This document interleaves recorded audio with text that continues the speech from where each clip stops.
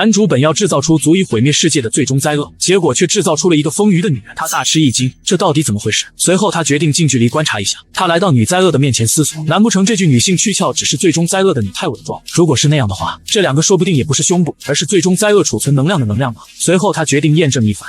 根据这个触感和柔软度来判断，这他妈就是个普通人类啊！男主崩溃了。我给他移植的灭尽天使的左臂呢？给他移植的翡翠女皇悲伤之眼呢？还有移植的永动机械心脏不洁之心改进3型呢？为什么听不到泵血时的电流声？这时女灾厄突然睁开了眼，她的助手奶酪连忙提醒小心。男主眼神一惊，下一秒他就被女灾厄扑倒了，脖子上还溅出了血。大老鼠一惊，立马掏出手帕抹眼泪。伊索，你放心去吧，佩尔希拉德家族的遗产我会替你继承的。你的墓志铭我都想好了。佩尔希拉德现任家主，纯净研究会会长，没有被城市英雄们干掉，却死在了自己的实验体手上的天才炼金术士，以及一个可悲的15岁处男。男主的怒骂声响起，臭老鼠，我等会儿就把阿巴克石臭虫的卵放进你的奶酪储藏库里。大老鼠破防，我靠，太恶毒了吧！话说你居然没死啊！原来刚才的血液并非是男主。男主得意的，哼，我堂堂伊索佩尔希拉德，本世纪最强大的炼金术鬼才，怎么可能会被自己的实验体杀死？记得吗？我之前让你在最终灾厄的培养液中加入了我的具现化液态灵魂萃取物，所以我的灵魂对于他来说有天然的亲和性，他不可能伤害我。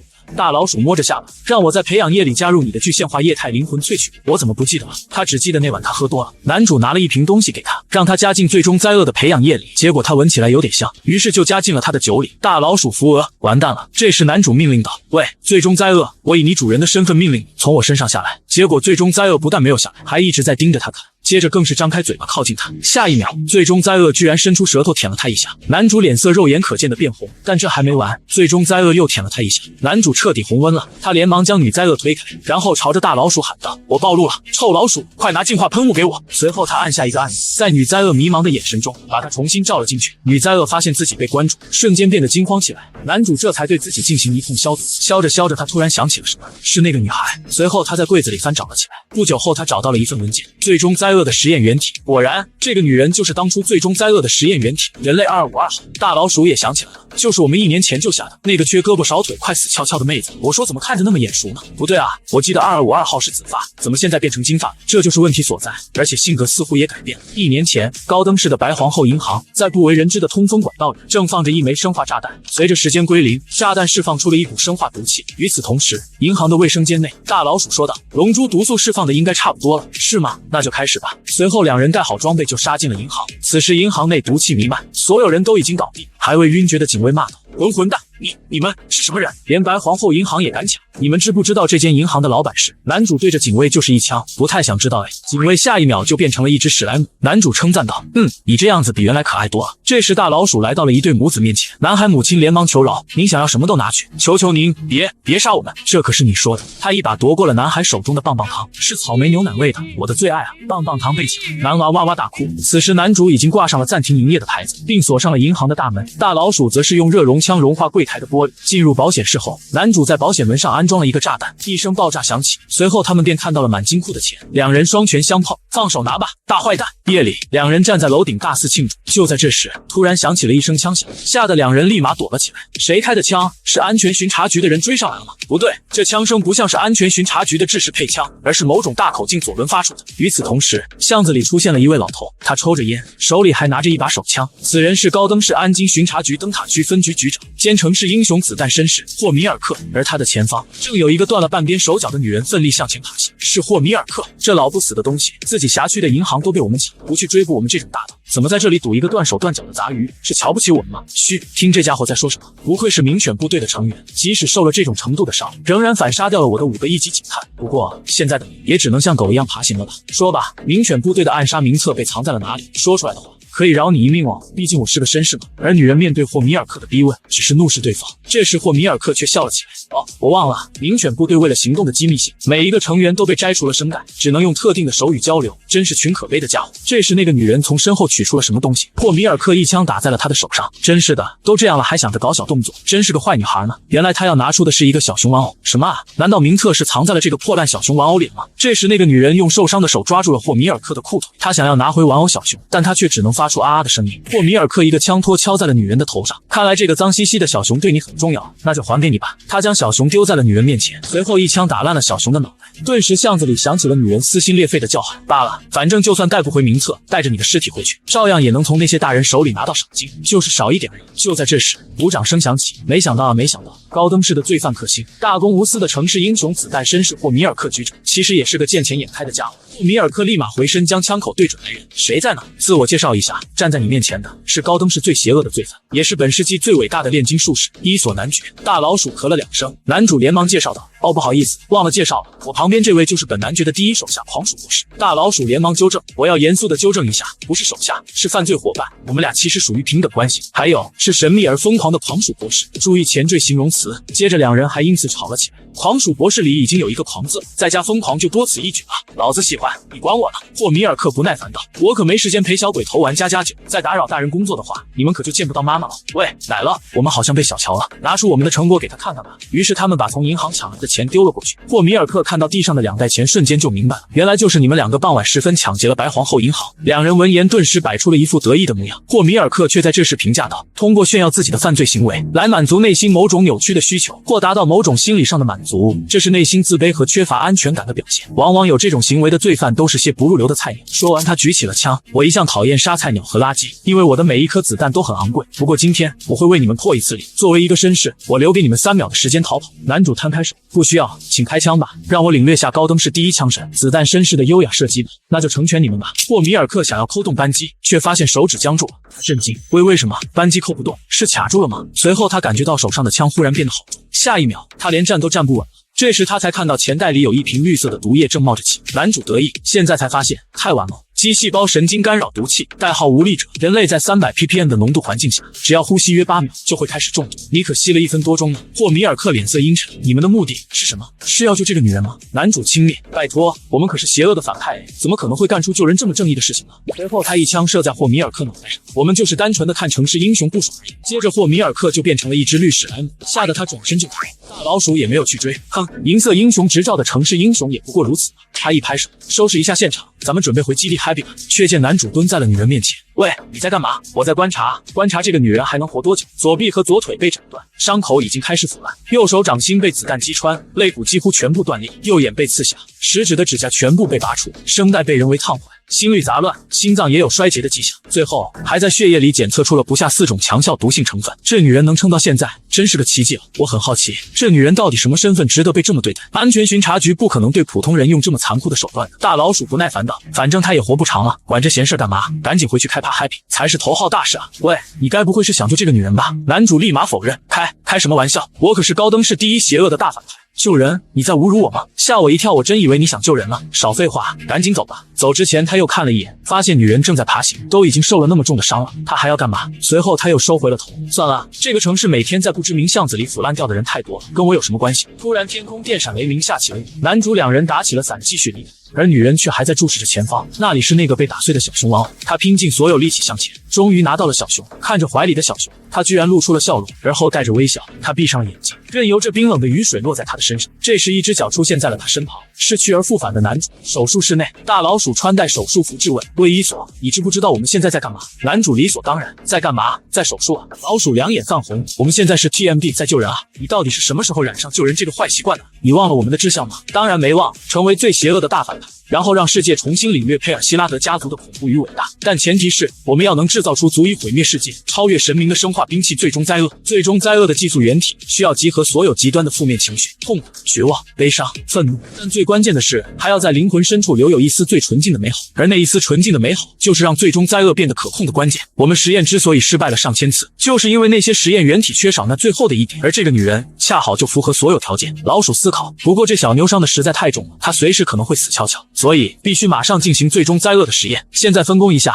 你去准备实验所需的移植体，我去准备绝望之茧的胎血。老鼠打了个响指表示没问题。随后移植体被送了过来，灭尽天使干枯的左臂，翡翠女皇悲伤的右眼，人造心脏不洁之心改进3型，以及去石化的绝望之茧的胎血，准备就绪。男主穿好手套道：开始创造神迹吧。结果没想到，他们耗费了400多天打造出来的最强生化兵器，最终灾厄竟会是这样一个呆傻的萌妹子。大老鼠询问现在该怎么办，男主回复：明天一早就开始例行流程。程：观察、培育、测试。如果这小妞最后确实是个失败品呢，那就销毁掉，我可不会留一个失败品在身边。结果到了晚上睡觉时，他脑海里不自觉地出现今天的画面，导致他翻来覆去怎么也睡不着。于是他决定起身去看看最终灾厄。来到培养槽时，发现这家伙还算安分，但他的身体却在颤抖，就像一只小动物在害怕一样。男主错愕，堂堂最终灾厄，难道在害怕晚上一个人睡吗？男主转身打算离开，关我屁事，区区一个实验体罢了，而且大概率还是个残次品。但随后他又顿住，想起今天女孩舔他的画面，以及现在害怕的画面，男主咬了咬牙，最终还是叹了口气。他按在了红色按钮上，打开了玻璃罩，出来吧，最终灾厄，带你去一个睡觉的好地方。不久后，男主带着女孩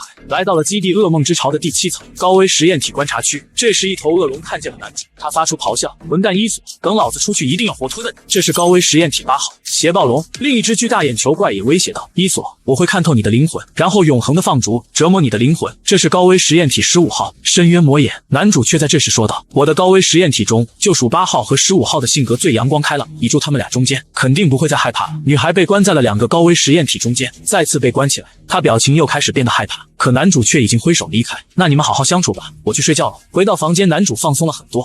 这样最终灾厄应该就不会孤单了吧？终于可以好好睡一觉了。与此同时，邪暴龙产生了疑惑：“喂，大爷，这里可是高危实验体拘禁区，这个人类小妞有什么资格和我们这种强大的生物关在一起啊？”深渊魔眼回答：“我怎么懂？等等，我刚刚好像听伊索那个混蛋说，这小妞是最终灾厄。”邪暴龙闻言哈哈大笑起来：“最终灾厄？这个蚂蚁般渺小的人类，你在开什么玩笑？”深渊魔眼也跟着嘲笑：“伊索的最终灾厄实验已经失败上千次了，不过之前好歹还能培育出一些能入眼的恐怖家伙，这次竟然弄出了一个人类，真是可笑啊！哈哈哈哈！”这时他们发现那个渺小的人类女孩正在敲玻璃。邪暴龙见状嘲笑道：“喂，小妞别费劲了，这是伊索那个混蛋研制的高周波白曜金币，就连狂化的我也撞不破，你要是能打破，大爷就当你的坐骑。”深渊魔眼也跟着开口：“是啊，吾的最强魔能射线都无法射穿，更别提你一个弱小的人类了。你要是能打破，吾甘当你的宠物。”这时女孩忽然停下了手，下一秒她的手臂突然岩浆化，随后她一掌拍在了玻璃上。邪暴龙和深渊魔眼看见这一幕都震惊了。等等，那时只见女孩异变的手拍在玻璃上后，一股火焰喷出，竟将牢不可破的玻璃给破碎了。片刻后，玻璃被融出了一个大洞。女孩一脸疑惑，不知道发生了什么，也不明白她的手为什么会变成这样。但这一幕早已惊呆了邪暴龙和深渊之眼。邪暴龙连忙磕头跪拜：“大姐头，请受大爷，哦不，请受小龙一拜，今后我就是您的坐骑了，求您帮我把我这儿的白曜金币也融化掉吧。”深渊魔眼也跟着跪拜：“大姐头，今后吾甘愿当您的宠物，麻烦也请放我出来吧。”与此同时，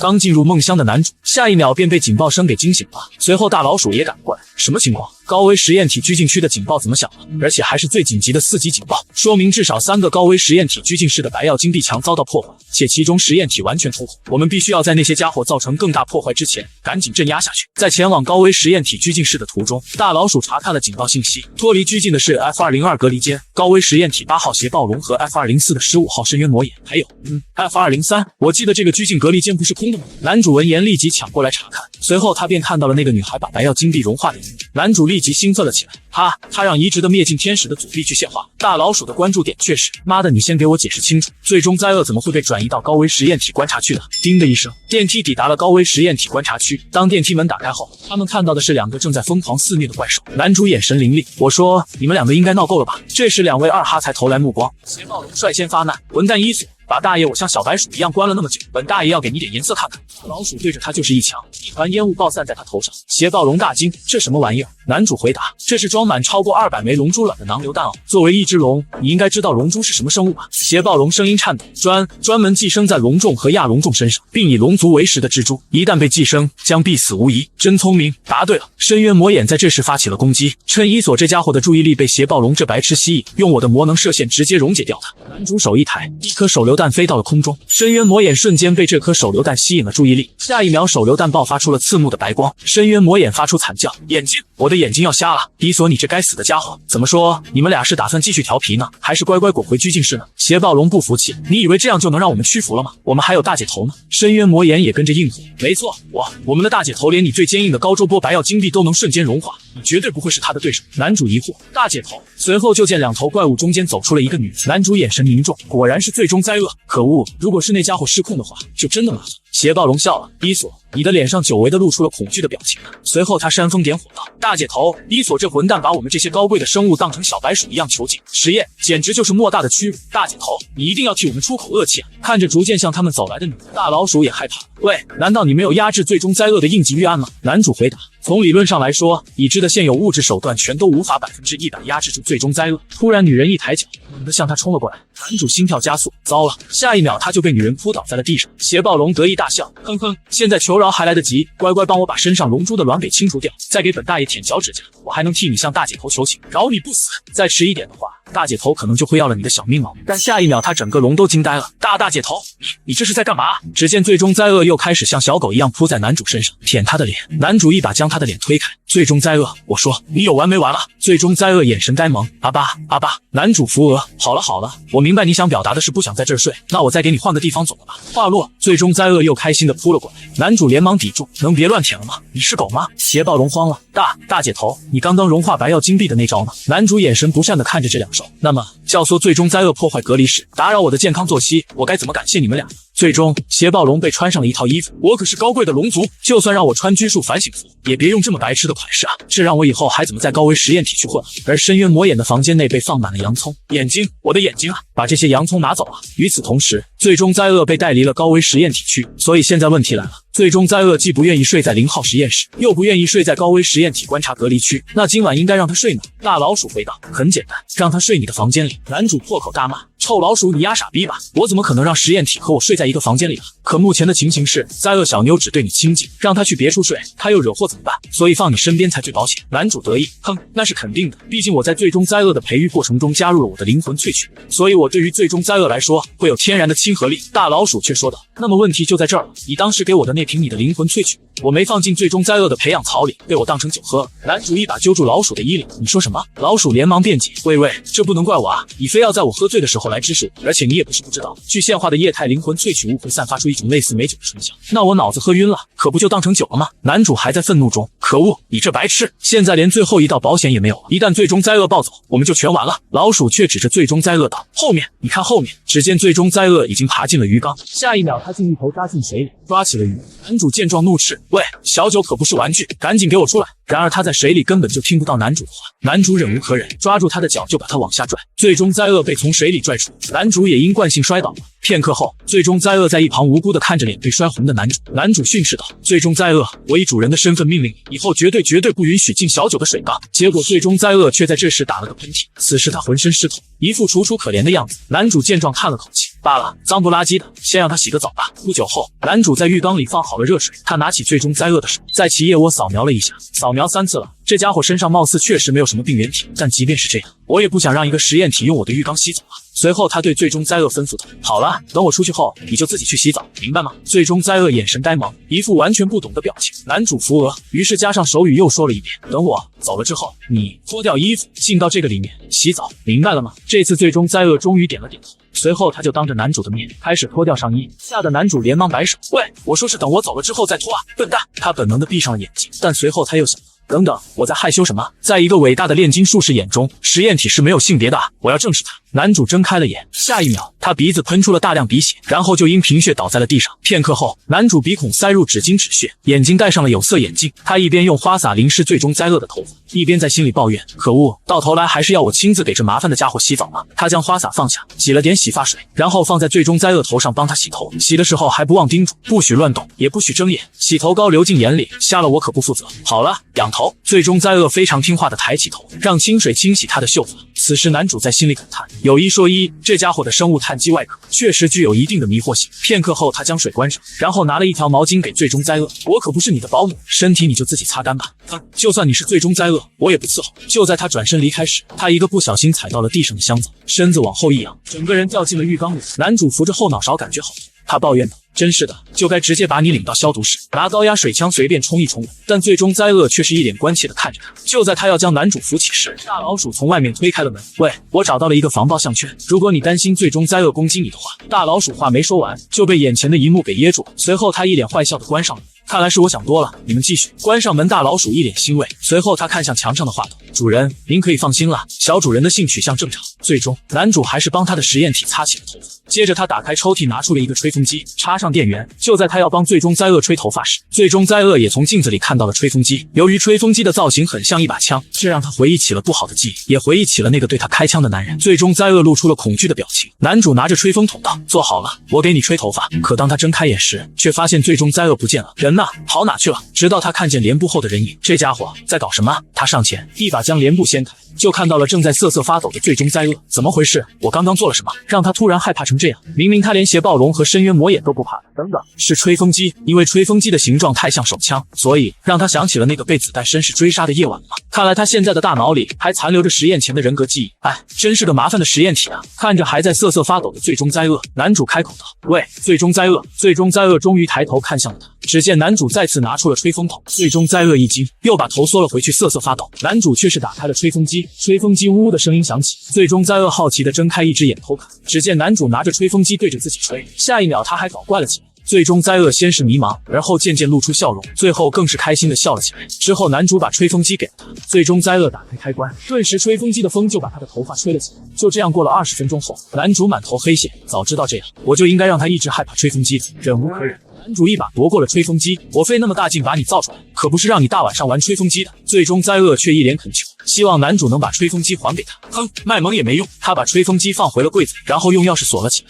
他拿着钥匙对最终灾厄说道：“你如果表现好的话，以后可以拿出来给你玩，但现在立刻给我出去睡觉。”最终灾厄委屈的啊了一声。不久后，他把最终灾厄带回了房间。今晚该让这个麻烦家伙睡哪呢？首先，肯定不能让他睡床上，我的床绝对不能让实验体睡在上面，这是我身为炼金术士绝对的底线。他思考时，一道身影已经从他身旁掠过。当他再次睁开眼，就见最终灾厄已经躺在了他的床上。男主吐血，底线瞬间崩坏，他连忙将最终灾厄拉下床。笨蛋，谁允许你睡我床上了啊？给我起来啊！片刻后，最终灾厄坐在了地上。男主责令道：“听好了，你作为实验体是不能上床的，听懂没？你就睡地上好了，不许乱动，不许发出噪音，不许去卫生间找吹风机。”说完，他便关上了灯。男主安心躺下，终于可以睡觉了。不过，把这家伙放在卧室感觉还是很危险的。虽说目前来看，最终灾厄并没有对我表现出攻击性，但万一晚上暴走了怎么办？想到这，他起来偷瞄了最终灾厄一眼。只见最终灾厄安静地躺在地上，看样子他似乎已经睡熟。男主转过身，感觉应该没啥问题了，不管了，睡觉。但随后他又听到了窸窸窣窣的声音，他起身一看，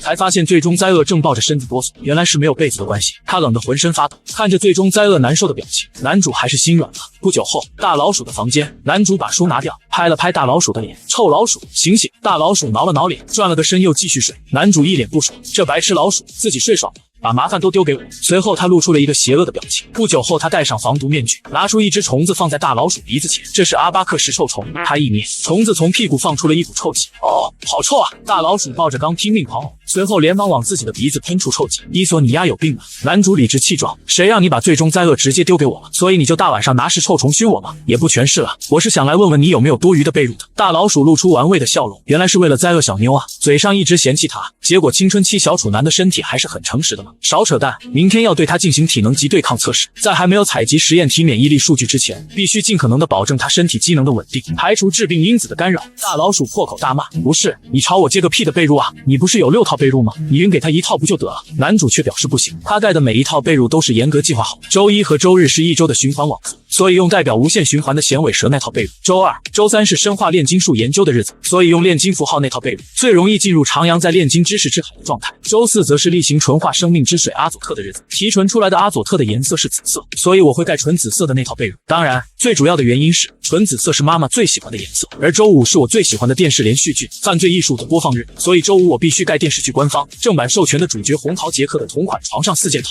最后周6，这个我知道，为了督促激励自己造出最强大的生物兵器最终灾厄，所以你把最终灾厄的预想形态图印到了被子上。没错，所以我那儿根本就没有多余的被子给他盖。老鼠却笑道：“那小妞不就是最终灾厄吗？所以最终灾厄盖印有最终灾厄图案的被子，没毛病。”男主瞬间石化，这逻辑无懈可击啊！但男主还是反驳道：“严格意义上来说，在未通过全面的测试之前，他根本没资格被称为最终灾厄。”老鼠摆烂，你爱怎么叫怎么叫，反正我就1套被子，是不可能给你的。男主一脸不爽，切，明明是只老鼠，还要盖被子。最终，男主还是来到他放被褥的柜子前，他叹了口气，打开了周6的柜子，然后在地板上给最终灾厄铺了起来。这套被子是作为主人的我大发慈悲借你盖的，给我好好爱护。睡觉的时候不许把口水流到被子上，不许压皱被子，不许把被子卷成桶状来回翻滚，听到没？最终灾厄啊了一声，表示懂了。不久后，最终灾厄已经盖上被子呼呼睡去，而男主却顶着一个黑眼圈，保险起见，还是应该给他戴一个防爆项圈的。不过我现在已经困到不行了。随后他沉沉睡去，不知过了多久，地板的床铺不见了最终灾厄的身影，而男主的床边却站着一个女人，正是最终灾灾厄。他用散发着绿光的眼睛看着男主。时间来到早上8点，乌鸦松开嘴里的时钟，让它掉进骷髅的口中。随后乌鸦大声叫道：“本世纪最伟大的炼金术士伊索，起床了！本世纪最伟大的炼金术士伊索，起床了！”男主顶着黑眼圈醒来，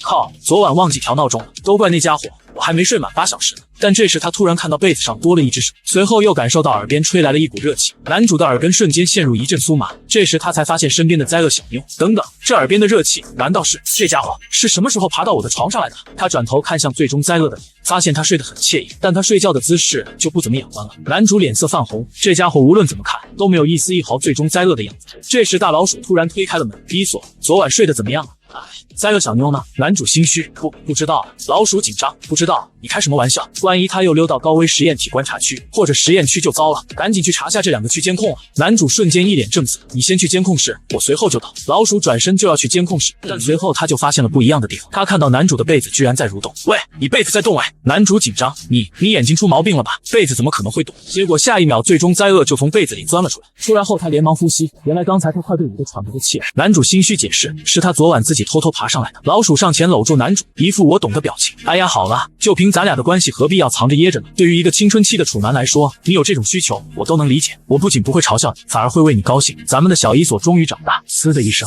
男主往他脸上喷了一团臭气。伊索，你这混蛋，竟然拿浓缩了300%的食臭虫臭腺提取液来喷我！这 TM 是我们研究出来对付城市英雄的啊！真是的，都说了是他自己晚上擅自爬上来的，还在这儿跟我扯有的没的。赶紧收拾收拾，准备开始对最终灾厄进行全面的测试。不久后，实验体测试区，身体基础数据采集室。喂，别抬头啊，抬头就测不准了。第一项，身高检测171厘米，男主在一旁记录171厘米。OK， 这时老鼠调侃道：“话说，灾厄小妞比你高了整整11厘米嘞，你要是想和她打吧，还要踮脚呢。白痴，我还在发育期啊！还有，谁要和她打吧？”体能测试第2项。体重测试，体重64公斤，男主疑惑，这么轻吗？不对啊，光是一个灭尽天使的阻力就远不止64公斤了，再加上注射进他体内的超高密度的绝望之碱胎血，他的体重至少也应该达到800公斤。然后是最关键的胸围，我看看，我靠，完美的36底，男主破口大骂，白痴，别净测量一些没用的数据啊！男主见这家伙这么不靠谱，只好亲自上场。好了，下面测试肺功能，跟我学，先最大程度的深吸一口气，然后把嘴对准这个，使劲吹气，看到飞起来的蝙蝠，最终灾厄一下就兴奋了起来。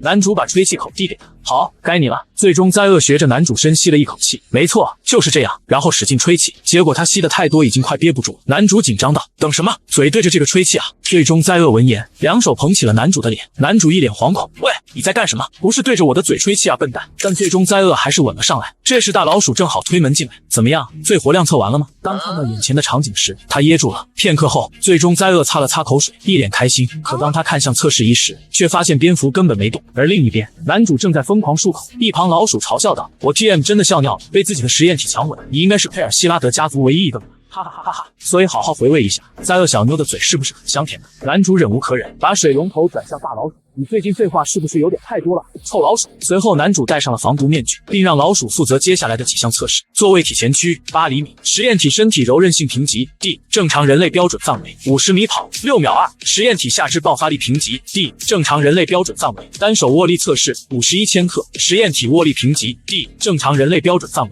男主看着测试数据的，从体能数据上看，他根本就和普通人类没差了。老鼠猜测，可能灾厄小妞还没进入战斗状态，而且这些只是基础的体能测试，真正重要的是攻击方式及强度测试、攻击欲望测试，还有各种类型的身体抗性及耐性测试。说的也是，那就赶紧让他进入战斗状态吧。你已经想好怎么做了吗？很简单，找一个最嗜杀的实验体，然后把它俩关在一起，那就选超高危0号好了。大老鼠震惊，拿超高危0号当测试对象，你疯了吗？那可是0号啊！随后他拿出一只兔子，我们应该按照渐进梯度测试，慢慢给它增加对战实验体的强度。最开始应该是最弱的无危级实验生物草原白兔，男主则是拿出了一只老鼠。你要说最弱的生物，我没记错的话，应该是实验小白鼠吧？老鼠一把将男主手中的小白鼠夺下，白痴，我说了实验不准用鼠类。男主笑道，虽然都是鼠类，但它和你的品种又不一样，你不是下水道灰鼠吗？最终男主还是选了白兔做测试。不过，你真觉得这种无危生物能激发他的战斗欲吗？结果下一秒，他的白兔就被人抢走了。看着正在对白兔做奇怪举动的最终灾厄，大老鼠得意，哼，刚刚谁说无危生物没法激发他的嗜血战斗欲望呢？男主也笑了，如果连一只这么可爱的小白兔都能勾起他的嗜杀欲，那我简直不敢想象，把他带到人流密集的地方，他会怎么大开杀戒。结果最终灾厄只是在疯狂蹭小白兔而已，两人顿时崩溃。原来是他们想多了。男主一怒，拿出了一只红红色针管，然后注射进了小白兔的身体里。大老鼠询问：“你给那只兔子注射了什么？”男主得意，刚刚升级了的狂暴进化6后，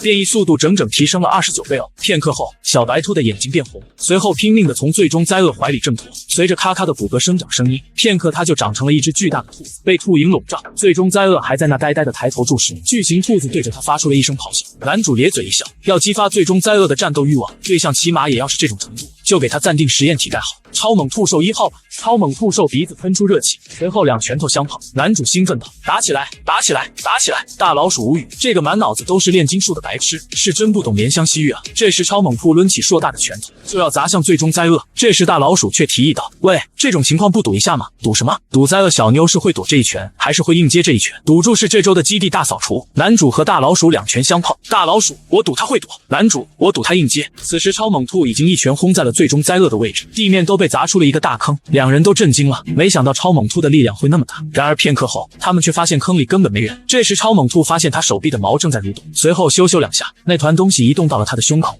下一秒，最终灾厄从毛里钻了出来，超猛兔也被他吓得摔倒。随后他对着兔子就是左蹭右蹭，都给大兔子蹭脸红了。男主两人再度崩溃，这家伙还真是没有丝毫战斗力了。不久后，超高危限制区，男主带着最终灾厄来到了这里。大老鼠担忧道：“伊索，就算他战斗欲远低于预期，但也可以慢慢培养，直接让他面对超高危0号。万一死了怎么办？”男主却冷声道：“死了就说明他是个失败品，失败品除了能增加下一个实验体成功的概率之外，没有任何其他价值。”随后他们便来到了一扇巨大的肛门前，这便是超高危0号实验体的拘禁室。男主和大老鼠也在这时谨慎地戴上了防毒面具。大老鼠再次劝道：“说真的，伊索，现在你反悔还来得及。我们这次把最强的移植体都压在了灾厄小妞的身上，如果回头出意外，我们就亏大了。你应该知道，以超高危0号的性格，他对灾厄小妞必然会下死手的。”男主还是坚持道：“我说了，我要的就是下死手，不让他嗅到死亡的味道，他是无法蜕变成真正的最终灾厄。我们已经失败太多次了，我受够了。”这时一只手却摸在了他头上，原来是最终灾厄在安慰他。男主一把将他的手拿开：“喂，实验体可没有资格对主人表示怜悯。”男主眼神凌厉：“听好了，如果你不拿出最终灾厄真正的力量去和超高危0号战斗，那你肯定会被0号杀死。你被制造出来的唯一用途就是成为助我征服世界的最强生物兵器。”老鼠却说道：“这么漂亮的妹子用来战斗太可惜了，留下来当组织的吉祥物也蛮好的。”男主大骂一声滚。这时一道声音响起：“一只小伊索呀，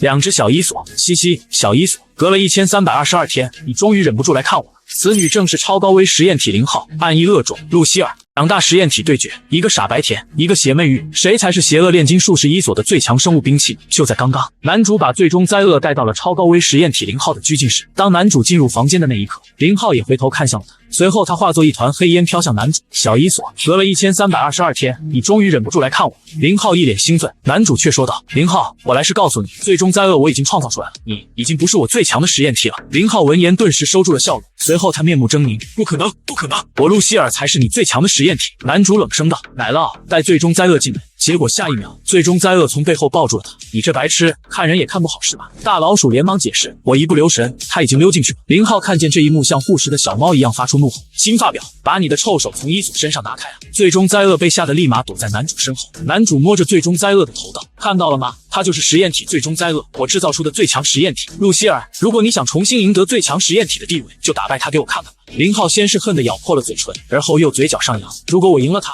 我就要你在这里陪我一整天。”“没问题。”男主答应了。0号又舔了舔手指头，然后让我抱着你睡觉，别得寸进尺。男主拒绝了他的无理要求：“放心吧，小伊索，我一定会把你的新实验体彻底玩报废的，你只能是我一个人的。”男主转身离开：“那你等会儿就给我拿出全力吧。”男主跨出了门槛，然后对最终灾厄说道：“听好了，最终灾厄，这次如果你还不战斗，真的会死的。如果你真的被露西尔杀死，就证明你是个失败品，我是绝对不会出手救你的。”最终灾厄还是一脸呆萌，不明白男主的意思。随后男主松开了手上的牵引绳：“你好自为之吧。”哐的一声，大门关闭。最终灾厄的眼神立马变得慌张了起来，他像一个走丢了的孩子，拼命拍打铁门。而一门之隔外，男主摘下了防毒面具，他笑道：“这才对嘛！作为佩尔希拉德的最后末影，恐怖组织纯净研究会的首脑，邪恶炼金术士伊索男爵，这才是你对待实验体该有的态度。”随后他来到了监控室，此时大老鼠正在看着监控画面。“怎么样，有好好安抚下灾厄小妞吗？少扯淡，准备开始测试，释放露西尔，随你的便吧。真把灾厄小妞玩死了，看你后不后悔！”大老鼠一锤敲在按钮上，拘禁0号的铁笼缓缓向上升起。0号被释放出来后，立马舒展起了自己的四肢，哈哈，终于可以出来活动一下身体了。这时监控摄像头对准了他，0号也注意到了这一幕，他来到摄像头前亲了一口，等着看人家精彩绝伦的虐杀秀吧。小伊索，监控室内，大老鼠递来一包薯片，整点薯片吧，边吃边看。男主拍开，都是奶酪味的，自己慢慢吃吧。大老鼠惊讶，喂，之前你可没嫌弃过奶酪味的薯片啊。随后他似乎懂了，将手搭在男主肩上安慰道，表情怎么那么严肃呀？哎呀，放心吧，露西尔的脖子上戴着炼金矩阵防爆项圈，在他要弄死灾厄小妞的关键时刻，可以完全压制他身上暗翼病毒的活性，所以再来赌一把吧，就赌这场测试谁会赢。我赌露西尔，赌注就是下周的电视遥控器掌控权。男主却说道，我赌最终灾厄，因为他除了赢就只能死了。此时最终灾厄还在敲门，林浩见状说道，不用白费力气了，你是打不开的。林浩有些困惑，这婊子什么情况？好像完全没有战斗的欲望和杀气。但随后他又露出一个邪魅的笑容，哼，无所谓了，只要干掉你，小伊索就是我的了。一头怪物被他幻化而出，大老鼠见到这一幕惊了，露西尔要动手了。灾厄小妞完全没反应啊，林浩手向前一挥，什么垃圾最终灾厄，化为我的养分吧。结果下一秒他的手就被最终灾厄抓住，林浩一惊，这家伙是怎么转身抓住我手的？老鼠和男主也被惊到，这是察觉到了露西尔的致死性威胁，准备进入战斗状态了吗？两人默契击掌，最终灾厄他终于支棱起来了。而此时却见最终灾厄正拉着林浩的手往前走，林浩困惑，这家伙在搞什么鬼？他要带我去哪？随后就见最终灾厄指着门，用求助的眼神对他啊了两声。老鼠和男主两人顿时崩溃，喂，所以他刚刚抓露西尔的手，该不会只是想让露西尔帮他开门吧？不会真白痴到这种逆天的程度了吧？此时林浩也怒了，你这家伙不会是想让我帮你开门吧？最终灾厄立马开心的点了点头。林浩闻言顿时捂住了脸，随后他忍不住发出了笑声，哈哈哈哈哈哈哈哈！他对着摄像头道，小伊索，你造出的最强生物兵器最终灾厄原来就是个白痴啊！随后他一把抓住最终灾厄的手，让我来告诉你怎么从这里出去吧。那就是被我的暗翼病毒侵蚀的，只剩一堆脆生生的骸骨，最后被倒进不可回收的垃圾桶里运出去哦。仅仅片刻，最终灾厄的身体就已经爬满了黑色的血管，他开始咳嗽，感觉全身都没了力气。而林浩此时却是一脸病态的笑容，哎呀，最强生化兵器最终灾厄好像中毒了。随后他捏起最终灾厄的脸，你要给我好好记住，小伊索最强的生物兵器只有唯一一个，那就是我，超高危林浩，暗翼恶种露西尔。